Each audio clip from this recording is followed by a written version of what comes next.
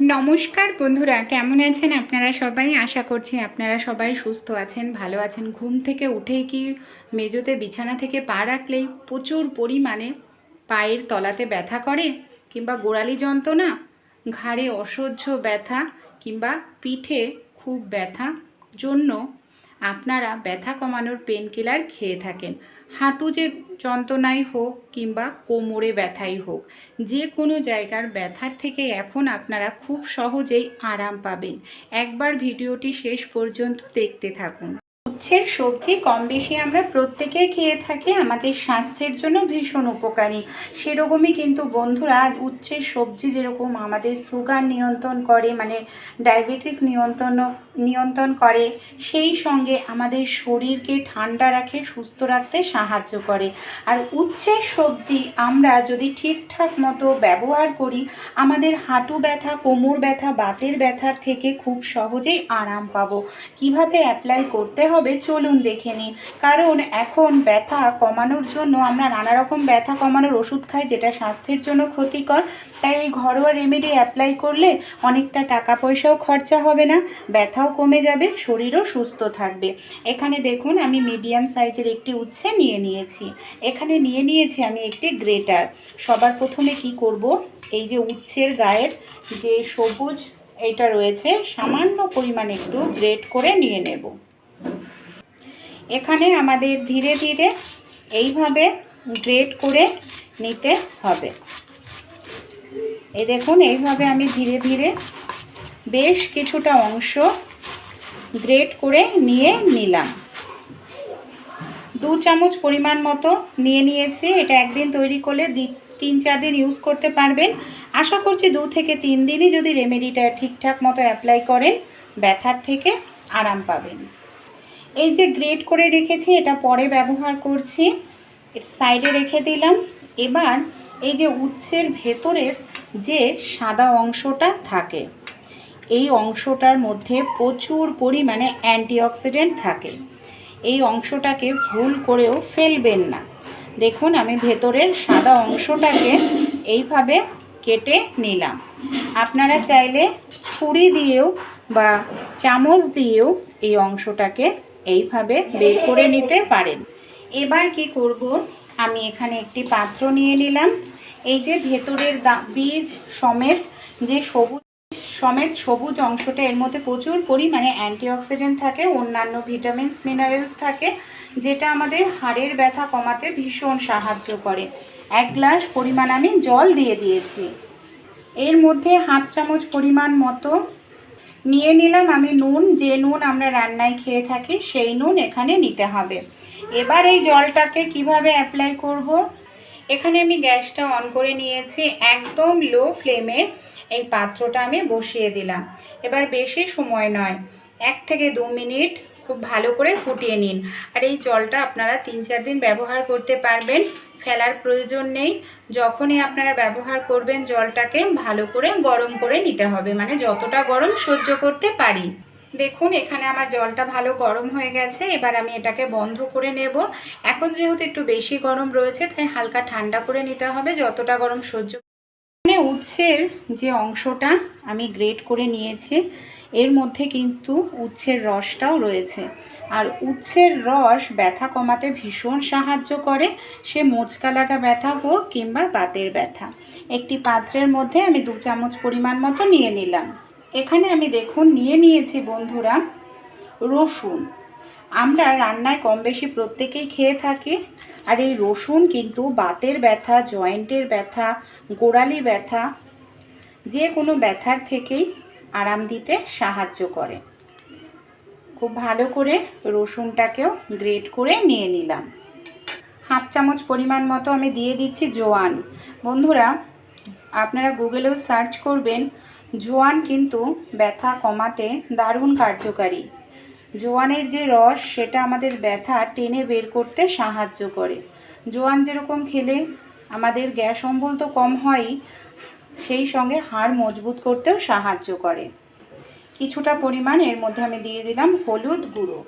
তারপর এর মধ্যে আমি দিয়ে দেব কিছুটা পরিমাণ নুন, যে নুন আমরা রান্নায় খেয়ে থাকি। দেখুন, যে জিনিসগুলো ব্যবহার করছি প্রত্যেকটা জিনিসেরই কিন্তু প্রাকৃতিক, কোনো রকম কেমিক্যাল নেই। আর প্রত্যেকটা জিনিসই কিন্তু আমাদের স্বাস্থ্যের জন্য ভালো, ব্যথা কমাতে ভীষণ সাহায্য করে। সব উপকরণ দিয়ে খুব ভালো করে আমাদের এটাকে মিশিয়ে নিয়ে নিতে হবে।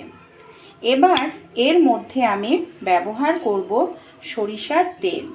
এখানে আপনারা চাইলে তিলের তেল ব্যবহার করতে পারেন। তিলের তেলও কিন্তু ভীষণ উপকারী স্বাস্থ্যের জন্য। এইভাবে তেলটা দিয়ে ভালো করে মিশিয়ে নিতে হবে। এটাকে কিভাবে ব্যবহার করব চলুন দেখে নিই। এখানে আমি গ্যাসটা অন করে নিয়েছি, একদম লো ফ্লেম করে দিতে হবে। আর এটাকে কন্টিনিউ নাড়াচাড়া করে তেলটা তৈরি করতে হবে। এটা তৈরি করে রাখলে সহজে নষ্ট হয় না, অনেক দিন ইউজ করতে পারবেন। এইভাবে কন্টিনিউ নাড়াচাড়া করুন। এই ঘরোয়া রেমেডি টোটকাটা তো অবশ্যই অ্যাপ্লাই করবেন। সেই সঙ্গে ক্যালসিয়ামযুক্ত খাবার খাবেন। ক্যালসিয়ামের অভাবের কারণে আমাদের শরীরের হাড় ভঙ্গুর হয়ে যায়, দুর্বল হয়ে যায়। ভিটামিন ডি সমৃদ্ধ খাবার খাবেন। প্রত্যেক দিন আধ ঘন্টার জন্য সকালে সূর্যের আলোতে থাকার চেষ্টা করুন। সকালে সূর্যের আলো কিন্তু ভিটামিন ডি এর মেন উৎস। আর এটাকে লো ফ্লেমে 1 থেকে 2 মিনিট কন্টিনিউ নাড়াচাড়া করব, যাতে তেলটা আমাদের পুড়ে না যায়। যখন তেল তৈরি হয়ে যাবে দেখবেন তেলের পরিমাণ বেড়ে যাবে, তখন বুঝতে হবে তেলটা পুরোপুরি রেডি হয়ে গেছে। সেই মুহূর্তে আমরা এটাকে বন্ধ করে দেব। এখন যেহেতু প্রচণ্ড গরম, তাই হালকা একটু ঠান্ডা করে নেব। তেলটাকে যতটা গরম সহ্য করতে পারি ঠিক ততটা গরম অবস্থাতে।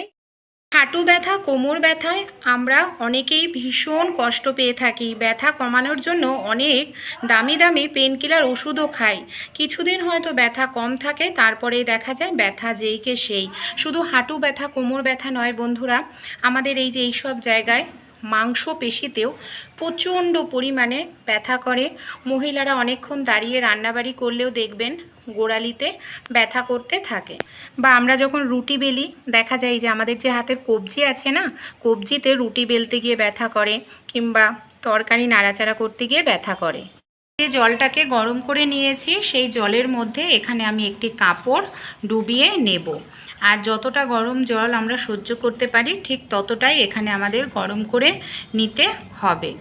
এবার আমরা কি করব, যেখানে আমাদের ব্যথার জায়গায় এইভাবে গরম সেক দিতে হবে। এই যে এখানে নুন দেওয়া রয়েছে, উচ্ছের ভেতরের বীজের অংশ রয়েছে, এইভাবে যদি সেক করতে পারেন বন্ধুরা, কোমরে ব্যথাই হোক কিংবা আপনাদের হাঁটু ব্যথা বা মাংসপেশির ব্যথা, দেখবেন ব্যথা আপনাদের 50% কমে যাবে। এইভাবে গরম সেক দিলে কিন্তু নার্ভ সচল থাকে, রক্ত চলাচল ভালো হয় ব্যথার জায়গায় আরাম পেতে। তাই এইভাবে গরম সেক ব্যবহার করে দেখতে পারেন একবার। ভালো করে ব্যথার জায়গায় কোমরে বা হাঁটুতে সেক করে নেওয়ার পর এই যে আমরা তেলটা তৈরি করে নিয়েছি, এই তেলটা কি করব, ব্যথার জায়গায় এইভাবে নিয়ে নেব। আর যখনই আপনারা ব্যবহার করবেন তেলটা গরম করে নেবেন। রোজ রোজ তৈরি করার প্রয়োজন নেই, একদিন তৈরি করে 3-4 দিন ব্যবহার করতে পারবেন। আশা করছি 3-4 দিন অ্যাপ্লাই করলেই দেখবেন ব্যথা আপনাদের কত সহজেই চলে গেছে। এইভাবে ভালো করে না মালিশ করতে হবে। মালিশ করলেও দেখবেন নার্ভ সচল থাকে, রক্ত চলাচল ভালো হয়, তাহলেও ব্যথা কমতে ভীষণ সাহায্য করে। এইভাবে আপনারা 10 থেকে 15 মিনিট ব্যথার জায়গায় ভালো করে মালিশ করে নিন। তারপর কি করব, জায়গাটা যাতে অনেকটা সময় গরম থাকে এর জন্য আমরা এটাকে এইভাবে বেঁধে রেখে দেব। বেঁধে আপনারা আধ ঘন্টা থেকে 1 ঘন্টা রেখে দিন। আমি এখানে কিছু সময় বেঁধে রেখেছিলাম, এবার আমি খুলে নিচ্ছি। সঙ্গে সঙ্গে জল দিয়ে ধোবেন না, যদি জল দিয়ে ধুতেই হয় গরম জল করে নিন, উষ্ণ গরম জল দিয়ে জায়গাটা পরিষ্কার করে নিতে পারেন। 2 বার করে এটা অ্যাপ্লাই করুন দিনে, আর পরপর 3-4 দিন করুন, দেখবেন কতটা আরাম পেয়ে যাচ্ছে। অনেক সময় আমাদের গোড়ালি ব্যথা করে, আমরা মহিলারা অনেকটা সময় দাঁড়িয়ে দাঁড়িয়ে রান্নাবাড়ি করি, সেক্ষেত্রেও আপনারা এই যে তেলটা নিয়ে নিন। এই তেলটা সামান্য পরিমাণ নিলেই কিন্তু দেখবেন ম্যাজিকের মতো কাজ করে। তেলটা দিয়ে এইভাবে ডলে গোড়ালিতে মালিশ করুন। এই রেমেডিটি একবার ট্রাই করে দেখুন বন্ধুরা, বিশ্বাস করে আশা করছি। পায়ের পেছন দিকটায় এই দেখবেন যে মাংসপেশিটা আছে না, এই মাংসপেশিতে দেখা যায় ভীষণ যন্ত্রণা করতে থাকে বন্ধুরা। এই যে গোড়ালির নিচ মানে নিচ পর্যন্ত দেখবেন অসহ্য যন্ত্রণা হয়, এই যে এই জায়গাগুলোতে হাঁটুর নিচের দিকটায়।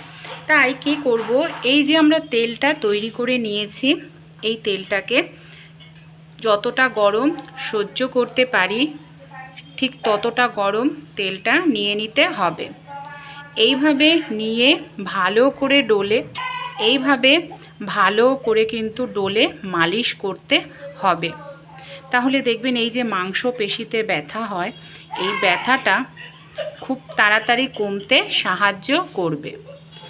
কোনো রকম ব্যথা কমানোর ওষুধ খেতে কিন্তু হবে না। এইভাবে তেলটা দিয়ে 2-3 দিন মালিশ করুন আর